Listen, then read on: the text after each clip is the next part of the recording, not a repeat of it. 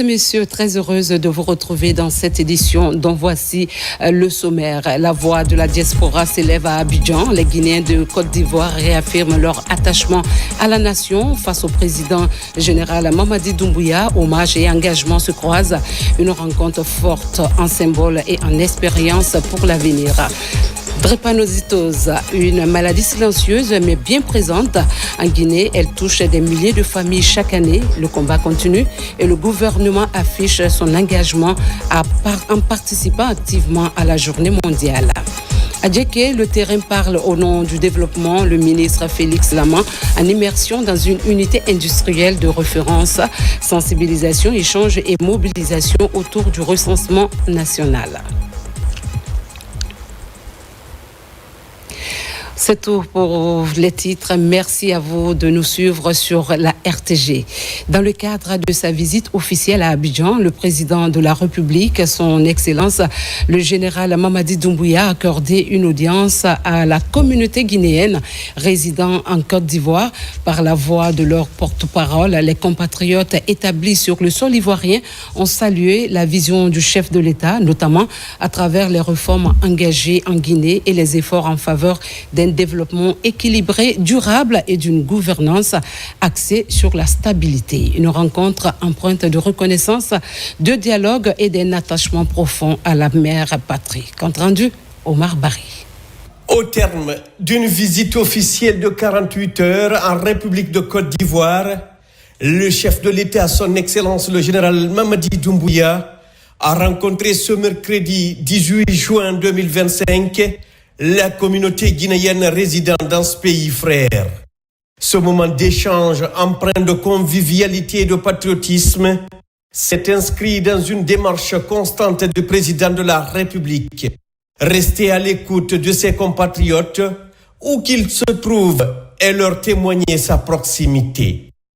Prenant la parole, l'ambassadeur de la Guinée en Côte d'Ivoire, Alseni Mobasila, s'est réjoui de la visite du président de la République en terre ivoirienne.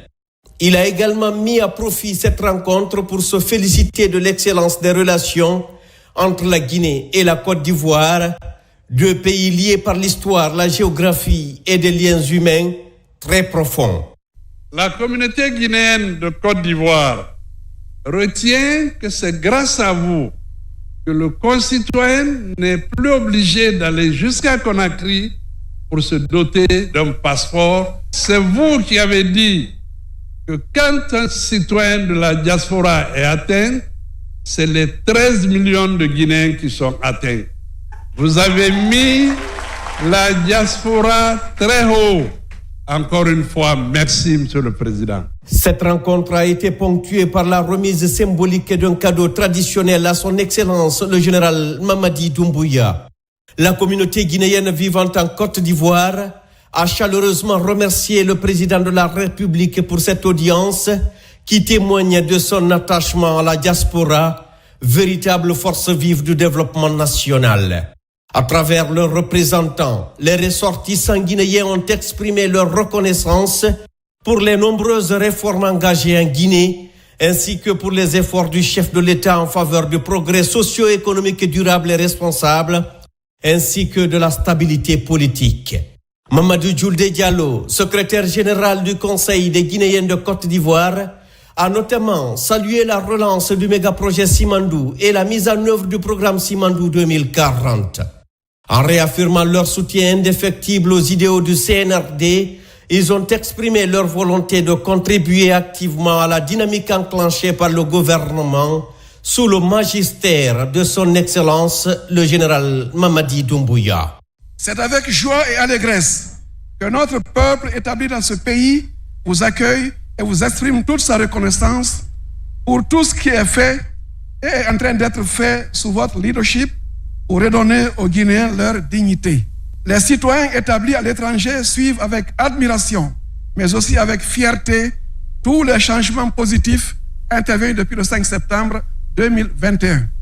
Vous avez su donner un nouveau visage à notre beau pays que les artistes qualifient aujourd'hui à juste raison de paradis. Notre pays a pris son envol grâce à la vision et au patriotisme d'un homme providentiel nommé Général Mamadi Doumbouya.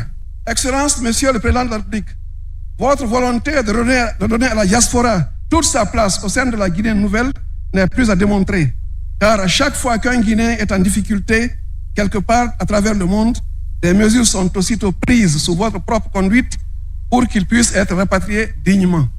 En retour, le ministre des Affaires étrangères, de l'intégration africaine et des Guinéens établis à l'étranger, Dr Maurice Sanda Kouyaté, au nom de Monsieur le Président de la République, a salué la contribution de ses compatriotes à l'image de marque de la Guinée à l'étranger et les a encouragés à continuer d'être des ambassadeurs de la paix, de l'unité et du travail bien fait. Il a réitéré la détermination de l'État guinéen à renforcer les mécanismes d'appui à sa diaspora en reconnaissant son rôle crucial dans la construction nationale. Toujours au nom du chef de l'État, le ministre Maurice Sanda Kouyaté a remercié la communauté guinéenne pour l'accueil fraternel et très chaleureux qui a été réservé au couple présidentiel de son arrivée à Abidjan le mardi 17 juin 2025. Enfin, il a transmis l'appel solennel du chef de l'État à ses compatriotes. Renforcer la culture de vivre ensemble partout où ils se trouvent et œuvrer collectivement à l'édification d'une Guinée forte, solidaire et résolument tournée vers l'avenir. La plupart d'entre vous ne pouvez plus avoir d'emploi. La plupart d'entre vous ne pouvez plus voyager. Parce que leur passeport était expiré, ils ne pouvaient pas reprendre. Parce qu'il y avait des erreurs, ou il y avait des erreurs qui ont été commises, on ne peut pas dire ça ici. Des milliers de nos compatriotes étaient bloqués parce qu'ils ne pouvaient plus renouveler. Un matin, le chef de l'État nous a appelés et nous a dit, je ne peux pas laisser des milliers de Guinéens être des apatrides. À partir d'aujourd'hui, je prends la décision de mettre à plat toutes ces anomalies et permettre à chaque Guinéen de prendre un passeport sans restriction. Nous avons besoin, pour lui permettre de faire tout le travail qu'il a envie et qu'il est en train de faire pour la Guinée, il a besoin d'une donnée fondamentale pour lui permettre de programmer. Combien sommes-nous? Qui sommes-nous? Où sommes-nous?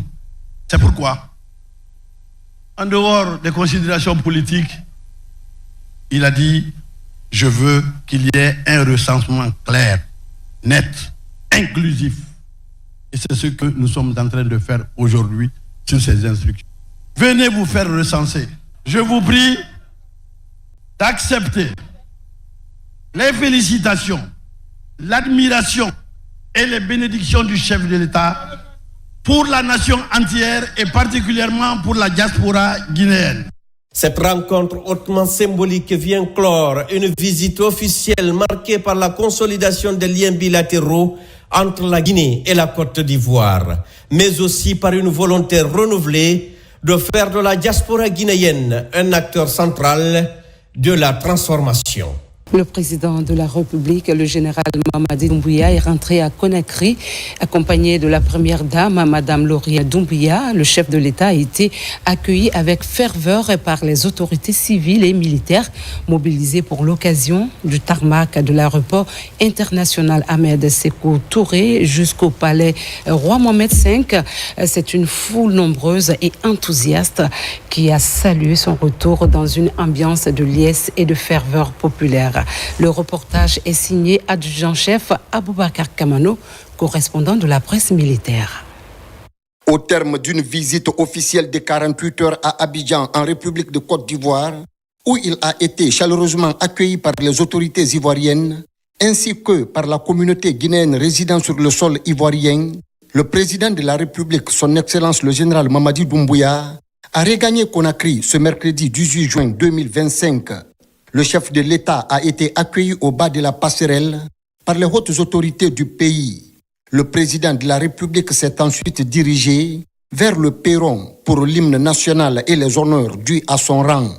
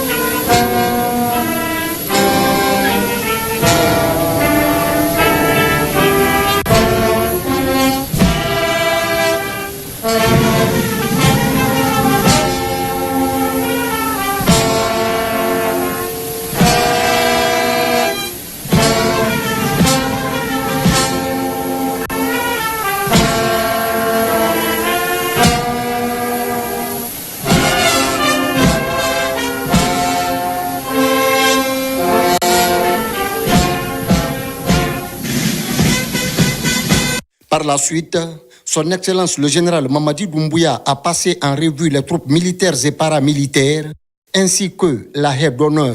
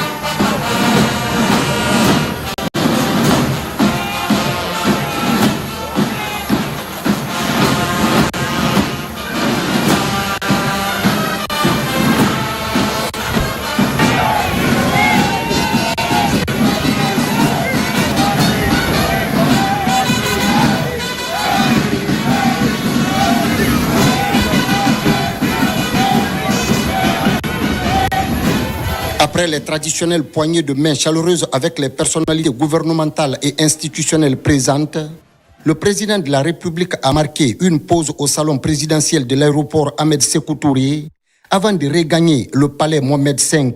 Comme à l'accoutumée, les populations de Conakry sont massivement et spontanément sorties ce mercredi pour exprimer leur joie et leur satisfaction à l'égard du président de la République, son Excellence le général Mamadi Doumbouya, saluant sa vision, ses ambitions, ainsi que le réalisme et le pragmatisme qui caractérisent la mise en œuvre de son ambitieux programme de refondation de l'État et de rectification institutionnelle.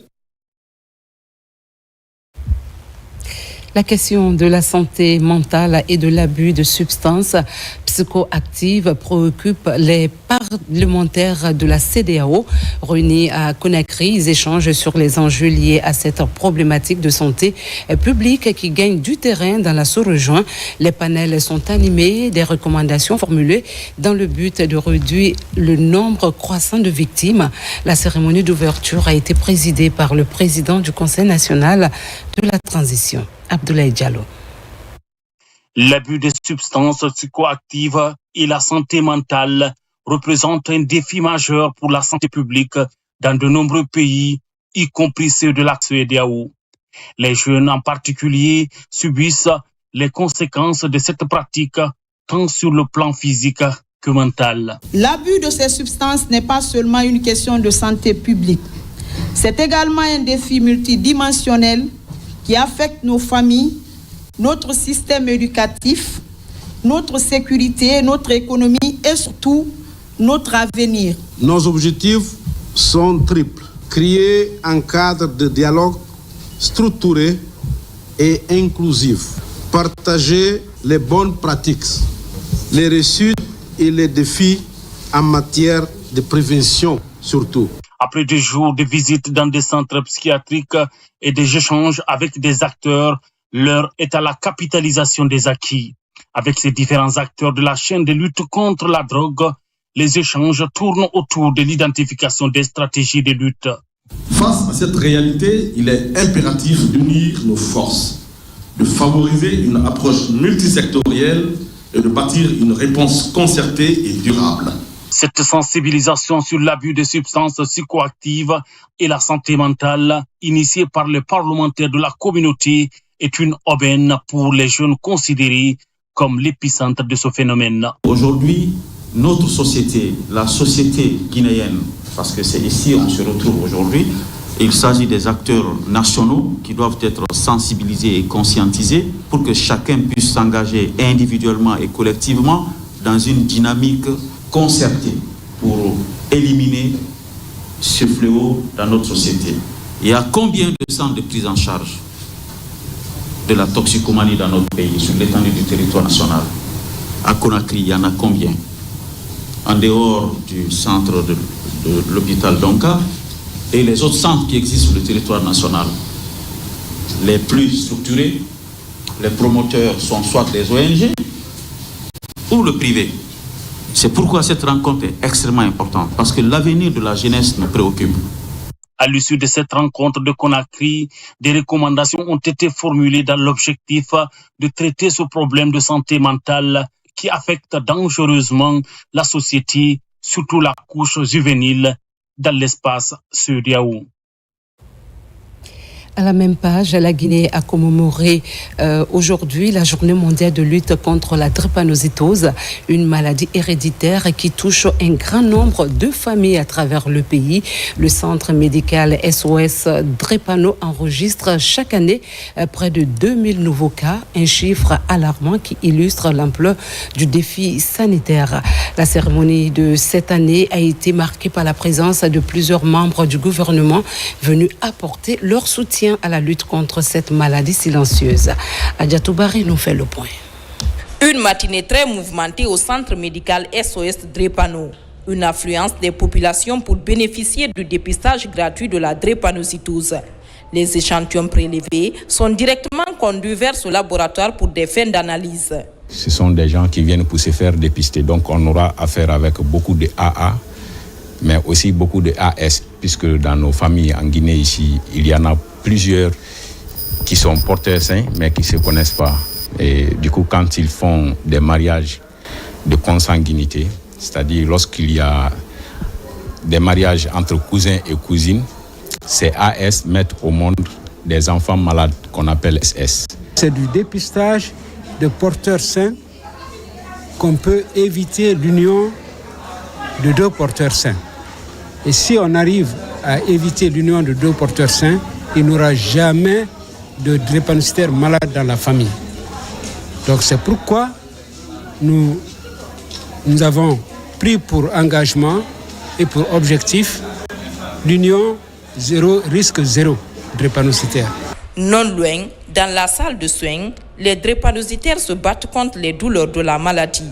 Le traitement d'urgence soulage peu et les parents, comme cette mère de famille, portent le poids de la maladie. De temps en temps, tu pars à l'école, en revenant, tu vas trouver ton enfant gravement malade. Là, tu n'as rien à faire sauf le prendre pour emmener au centre de santé. Il y a certaines crises qui peuvent faire 1 semaine, 2 semaines. Dans ce centre médical spécialisé, 7000 drépanocytaires sont régulièrement pris en charge depuis son ouverture. L'amélioration en continu de leur traitement médical suscite le débat entre les membres du gouvernement et les partenaires. L'héritage est lourd, mais avec la volonté collective, avec l'engagement collectif, nous y arriverons. Nous pouvons sauver des vies. Parce qu'il y a des maladies évitables et nous allons les éviter. Il y a des morts évitables également et ensemble nous pourrons les éviter. Cette maladie qui, dans d'autres pays, est considérée comme un handicap parce que ça impacte les enfants pour leur scolarité. 90% des enfants qui sont atteints de cette maladie ne vont pas au bout de leur scolarité. Il y a beaucoup d'enfants qui ont besoin de transfusions mensuelles pour pouvoir allonger leur vie. La célébration de la Journée mondiale de lutte contre la drépanocytose connaît une forte mobilisation des membres du gouvernement, un signe d'une volonté de mutualisation des efforts en faveur d'une lutte commune pour la réduction du taux de prévalence de la maladie héréditaire très répandue. Et puis la Guinée renforce sa stratégie de mobilisation des ressources internes et d'appui au cœur de contrôle avec l'appui de l'Union européenne et de l'Agence française de développement. Dans ce cadre, les parties prenantes viennent de tenir la 4e session du comité de pilotage du programme. L'accent a été mis sur le rôle central de la Cour des comptes, pilier de la transparence et de la bonne gouvernance. Mohamed Seyassouma, reportage. C'est le 4e comité de pilotage. Les acteurs se retrouvent pour échanger sur le programme d'appui à la mobilisation des ressources intérieures et au corps de contrôle. Les objectifs assignés sont presque atteints, mais celui relatif à la Cour des comptes reste non exécuté, notamment le recrutement des auditeurs. Nous faisons le plaidoyer également pour que ce recrutement-là puisse être effectif avec l'appui des 2 ministres qui sont là pour que la Cour des comptes puisse être pleinement opérationnelle pour les échéances à venir, parce qu'il y a des élections qui pointent le nez. Je pense que la Cour des comptes va jouer un rôle assez majeur par rapport à ces échéances électorales-là. Ce qui justifie la présence des ministres du Budget et des Finances à ce 4e comité de pilotage du programme Amérique. Éventuellement, il pourra servir de plateforme d'intervention de tous les partenaires en termes d'appui à la collecte des recettes et au corps de contrôle. Un instrument qui marche bien, il faut le pérenniser. Il ne faut pas qu'à la fin de ce projet, qu'on arrête cette plateforme, le fonctionnement de cette plateforme. Autre appel qu'on a lancé aux partenaires, c'est qu'il faudrait qu'ils mettent beaucoup de ressources à nos dispositions pour le renforcement de ces capacités. Et nous avons inscrit tout ceci dans le cadre de notre programme de renforcement des capacités au sein du pilier 2 de Simandou 2040. C'est la preuve de la bonne exécution du plan de travail budgétisé annuel 2025. Le cap est mis sur la fin de cette année pour l'atteinte de tous les objectifs. Un soutien de l'Union européenne et de l'Agence française de développement. Un détour à l'intérieur du pays, à Fabala, dans la préfecture de Kerouané. C'est un véritable soulagement pour les populations. L'eau potable coule désormais des bornes fontaines. Ce district de la sous-préfecture de Komoudou vient d'être doté d'un forage réalisé par le ministère en charge de l'hydraulique. Ce nouveau point d'eau s'ajoute à d'autres déjà installés pour améliorer l'accès à cette ressource vitale. Nabi Kamara, reportage. À Fabala, dans la préfecture de Kerouané, l'ambiance était festive le jour de la fête de Tabaski. Et pour cause, ce district de la sous-préfecture de Komoudou dispose désormais d'un forage doté d'une cuve de 15 000 litres d'eau potable. Pour faciliter l'approvisionnement en cette denrée indispensable à la vie, 8 bornes fontaines ont été installées pour les populations de Fabala. C'est une réalisation du gouvernement du président Mamadi Doumbouya à travers le ministère de l'énergie, de l'hydraulique et des hydrocarbures. Le forage avec le château, c'est 300 mètres, 8 bonnes fontaines. Toutes les bonnes fontaines à l'actuel ont de l'eau en question. On pompe 2 fois par jour. De 8h à 11h, le cuve se remplit. S'il y a bon soleil, quand même, de ces 2 heures du temps. Les 3 cuves, les 15 000 litres. Aujourd'hui, nous sommes très contents. Ici, avant que le mois de Ramadan arrive, tout le monde est inquiet pour le manque d'eau. Maintenant, l'eau se trouve dans nos cours même et c'est là qu'on puise. Nous disons merci infiniment au président. Je remercie le président de la République qui nous a donné cette chance. Le château, là, ce village, aujourd'hui, a 8 bornes fontaines. Et ils ont l'eau 2 fois par le matin de 7h jusqu'à 11h, le soir de 15h jusqu'à 17h, 19h. Ça, c'est une révolution. La réception de ce forage à Fabala a eu lieu à l'occasion de la fête de Tabaski. C'était sous la présidence du ministre de l'énergie, de l'hydraulique et des hydrocarbures. Abakar Kamara est allé après rencontrer les sages de Kerouané à qui il a demandé de s'impliquer dans la mobilisation autour du recensement biométrique en cours dans notre pays. La fête a été bouclée à Kerouané par une rencontre sportive organisée par les jeunes et une représentation artistique et culturelle à la maison des jeunes dominée par la danse traditionnelle Konian appelée Koukou. Hors du continent, le Forum international sur l'investissement dans les infrastructures s'est achevé à Macao, en Chine. Une rencontre jugée fructueuse par la délégation guinéenne, conduite par le ministre des Infrastructures et des Travaux publics. La Guinée y a présenté ses opportunités d'investissement, mettant en lumière les projets structurants en cours. Les travaux routiers réalisés par des entreprises chinoises ont été également examinés dans une logique de suivi et de coopération renforcée. Notre envoyé spécial, Aboubakar Junior Kamara. Les rideaux sont tombés sur le Forum international sur l'investissement et la construction d'infrastructures à Macao, en Chine. La délégation guinéenne, conduite par le ministre des Infrastructures et des Travaux publics, participe à ces travaux de présentation des opportunités d'investissement, mais aussi de coopération entre la Chine et plusieurs pays africains. Conformément à la vision des 2 chefs d'État, il était question de voir aujourd'hui comment consolider cette coopération. Ça s'est matérialisé à travers la vision Simandou du chef de l'État, la vision Simandou 2040, dans son volet 3 lié aux infrastructures, transport et télécommunications. Avec le méga-projet Simandou 2040, la Guinée devient une destination incontournable pour des investisseurs étrangers. Ces opportunités sont présentées par le ministre Mahamadou Abdoulaye Diallo. Ça a permis aussi, avec CRBC, de faire une avancée significative, non seulement sur le lancement du projet d'autoroute Conakry-Tanéné, mais également de finaliser les travaux liés à la réception de Koyama-Moudavola, c'est-à-dire les travaux confortatifs, les travaux de signalisation et tout ce qui est glissière de sécurité. Normalement, dans les prochains mois, d'ici la fin des grandes pluies, ils devront terminer ce projet pour qu'on puisse envisager d'autres projets ensemble. Et ça, c'est conforme à la vision du chef de l'État liée à la modernisation des infrastructures et conformément à la feuille de route qui a été assignée par le Premier ministre, M. Amadou Riba. Plusieurs projets de construction de routes en Guinée sont gérés par des entreprises chinoises, ce qui nécessite une communication permanente entre ces 2 pays pour l'intérêt des 2 nations. Restons encore hors du continent où la Guinée a pris part au Forum de développement international du Fonds OPEP à Vienne, en Autriche. La délégation était conduite par le ministre du Plan et de la Coopération internationale, Ismaël Nabé. Il y a présenté les potentialités agropastorales, minières et énergétiques du pays dans le cadre de la recherche de nouveaux partenariats stratégiques. Manga Fodé Touré, envoyé spécial.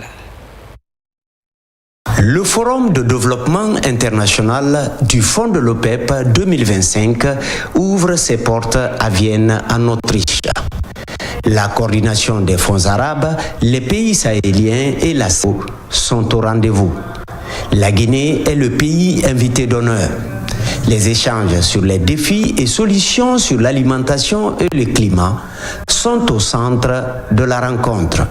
Cette année, la Guinée a été un invité d'honneur parce qu'on n'est pas membre de l'OPEP, mais le fonds de l'OPEP qui fait des financements en République de Guinée. Tout un honneur grâce au repositionnement, mais aussi la refondation prônée par son Excellence le général Mamadi Doumbouya. Ce panel centré sur l'interconnexion stratégique entre l'accès à l'énergie, l'eau et à la sécurité alimentaire cadre bien avec la vision Simandou 2040 portée par le président de la République, le général Mamadi Doumbouya. La Guinée a participé à un panel de haut niveau de parler de l'eau, mais aussi de l'énergie et de l'alimentation.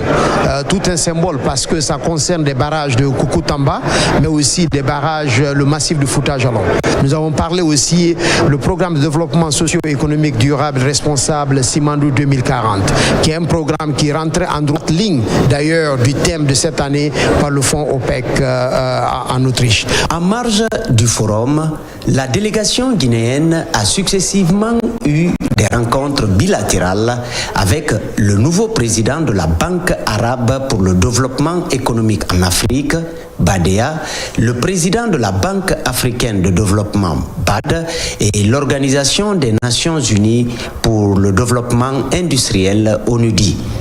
Ils réaffirment leur engagement et promettent d'accompagner la Guinée dans sa nouvelle dynamique de développement. Revenons au pays. Dans le cadre de ses visites sur le terrain, le ministre Félix Lama s'est rendu à la société guinéenne de palmiers à huile et d'EVA, une unité industrielle implantée à Guéké depuis près de 40 ans. Profitant de cette occasion, il a également sensibilisé les travailleurs sur l'importance du programme national de recensement administratif à vocation d'état civique, le PNR, avec une démarche qui illustre l'engagement des autorités à associer tous les acteurs au processus de recensement. Lancé Kamesoko. C'est dans une chaleur de convivialité que le chef du département de l'agriculture et de l'élevage a été accueilli par les populations de Djeki, fortement mobilisées pour la circonstance.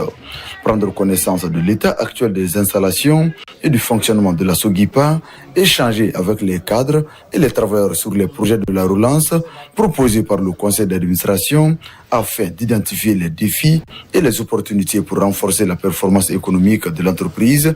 C'est l'objectif principal de cette visite. Dans le cadre de ces résolutions, on a des projets d'investissement d'urgence qu'on devait commencer à déployer. Donc il est venu pour avoir une séance de travail avec le personnel d'encadrement, pour se rassurer que nous avons tous la même compréhension, pour se rassurer que ces projets sont effectivement pris en compte par le personnel et que nous partageons la même vision. S'enquérir de l'état d'avancement des travaux d'extension des usines de la Société guinéenne des palmiers à huile et TVA est une réelle satisfaction pour le chef du département de l'agriculture et de l'élevage. Nous avons pu voir que la nouvelle direction en place a pu présenter lors de son dernier conseil d'administration l'ensemble des projets de relance qui concernent notamment la finition de la nouvelle unité de transformation de l'EVA, donc du bois du l'homme, qui va passer désormais de 2 tonnes heure à 6 tonnes heure. Nous avons également vu que la nouvelle direction a préparé d'autres projets, notamment d'extension des différentes plantations et du renouvellement des plantations qui sont devenues, on va dire, anciennes. Cette visite de travail est l'expression de la volonté claire du gouvernement guinéen de redonner un nouveau souffle à la SOGIPA afin de promouvoir une agriculture plus moderne et diversifiée. Pour une meilleure coordination des actions en faveur du développement rural, un cadre de concertation vient d'être mis en place entre les partenaires techniques et financiers et les ministères sectoriels concernés. Cette plateforme vise à mutualiser les efforts, valoriser les acquis et professionnaliser les interventions sur le terrain afin de mieux répondre aux besoins des producteurs agricoles. Fodé Camara. Sous l'égide du ministère de l'Agriculture et de l'Élevage, les partenaires techniques et financiers du développement agropastoral sont autour de la table. De l'Agence française de développement à l'Agence japonaise de coopération internationale, en passant par la Banque islamique de développement, la FAO, ENABEL et la Banque mondiale. Une concertation afin de mieux baliser les interventions et partager les expériences du terrain pour ne plus aller à rang dispersé. Aujourd'hui, on se rend compte qu'en plus des appuis que nous recevons du BND, les partenaires techniques et financiers, au début d'année, par exemple, nous étions à 1000 milliards d'investissements dans le FINEX. Donc, si on n'essaye pas de réfléchir, de se mettre ensemble pour éviter les doublons, pour voir exactement qui fait quoi, ça serait un gâchis pour nous. L'initiative de regrouper les partenaires techniques et financiers pour discuter de la vision globale du gouvernement axée sur Simandou 2040, déclinée sur la politique sectorielle du ministère de l'Agriculture, nous oriente vers une stratégie de mise en œuvre commune et partagée entre les efforts nationaux, les efforts sectoriels et puis l'appui des partenaires techniques et financiers. Ce rendez-vous périodique va permettre d'orienter la réflexion vers les contraintes pour la maîtrise des procédures, notamment de passation des marchés, mais aussi la mise en place des instruments d'évaluation des projets et programmes pour des investissements impactants.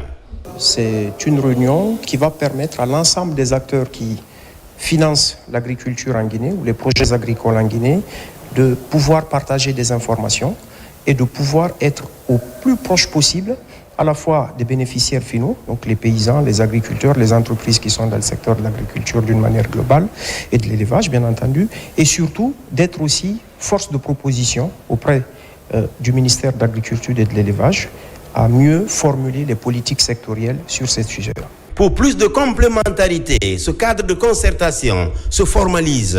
Les préalables sont déjà prédéfinis. Un comité technique est aussi mis en place. Des actions concrètes sont proposées pour respecter la périodicité de ces grandes retrouvailles et aller très vite pour plus d'obligations de résultats. Dans le cadre du mois de l'enfant guinéen, la ministre de la promotion féminine, de l'enfance et des personnes vulnérables a entamé une tournée dans plusieurs centres spécialisés. Charlotte Daffé s'est rendue notamment au centre SOS Drepano Guinée et à Fitima pour témoigner du soutien de l'État aux enfants en situation difficile. Amadou Touré, Mohamed de Camara. C'est par le centre SOS Drepano Guinée que cette journée de visite de la ministre de la promotion féminine, de l'enfance et des personnes vulnérables a commencé. Elle s'inscrit dans le cadre des activités du mois de l'enfant guinéen. En cette date de célébration de la journée mondiale de lutte contre la drépanocytose, la ministre Charlotte Daffé a encouragé le personnel de ce centre de prise en charge d'enfants vivant avec cette maladie génétique. Elle s'est ensuite rendue à Lab Academy, une école pour enfants autistes, avant de visiter le centre Fitima ici à Nongo. Une satisfaction éprouvée par les structures concernées. Nous sommes heureux aujourd'hui vraiment de recevoir Madame la ministre. Nous avions eu des échanges, nous avons même signé une convention avec le département. Nous savons qu'elle souhaite vraiment que l'État nous apporte un soutien pour que nous puissions accueillir encore plus d'enfants qui ont besoin de soins spécifiques. Par cette démarche, la ministre Charlotte Daffé veut montrer la solidarité de son département à ces enfants en situation sanitaires difficiles d'une part et de l'autre, ouvrir la voie à une future collaboration entre ces structures privées et son département. Je suis venu pour vraiment leur apporter mon soutien, le soutien de l'État, dire que nous sommes là pour travailler main dans la main pour le bien-être de nos enfants. Et donc, je crois qu'ils sont en train de faire d'excellentes choses. Tout ce qu'ils veulent aujourd'hui, c'est avoir l'accompagnement de l'État. Nous sommes engagés pour vraiment la cause des couches les plus vulnérables. Ces différentes initiatives s'inscrivent dans les activités du mois de l'enfant guinéen qui est célébré pendant tout le mois de juin. Cette année, le thème choisi par les autorités est planification et budgétisation des droits de l'enfant. Progrès depuis 2010. Le mois est dédié à la promotion et à la protection des droits des enfants. Dernier sujet de cette édition, avant de vous donner le contenu d'un arrêté. Au Gabon, le recensement administratif à vocation d'état civil prend des allures de mobilisation patriotique. Des milliers de Guinéens y vivent et beaucoup se disent prêts à accompagner la dynamique impulsée par le président de la République, le général Mamadi Doumbouya. Ils veulent être comptés, entendus et surtout participer à l'écriture d'une nouvelle page de l'histoire nationale. Déjà, plus de 4000 compatriotes ont été recensés sur le terrain. Le consul général et son équipe poursuivent les opérations, notamment à travers l'harmonisation des documents conformément aux dernières instructions officielles.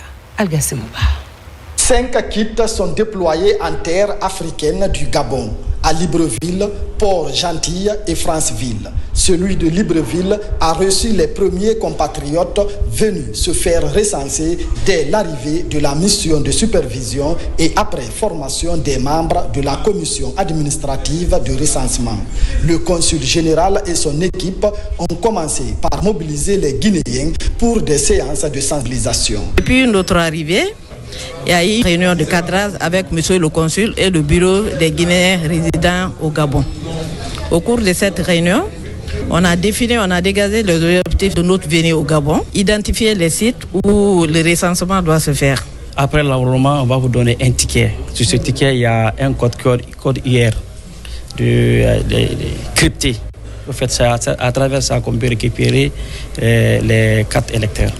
Libreville est un des centres les plus visités.